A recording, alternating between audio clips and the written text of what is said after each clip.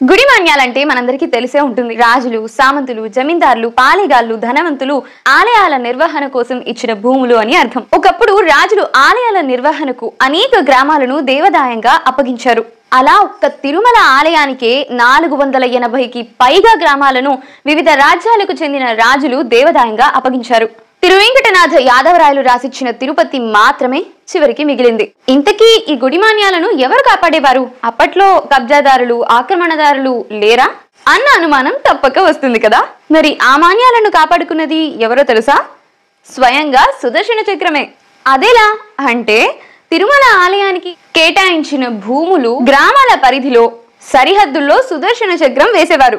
అది గమనించిన వారు, అమ్మో ఇది సాక్షాత్తు ఆ శ్రీనివాసుడిదే, దీని జోలికి వెళ్తే అంతే సంగతులని భక్తి ప్రపత్తులు భయంతో వాటి జోలికి వెళ్లేవారు కాదు. పూర్తి కథనాన్ని తక్షణమే చూసేయండి.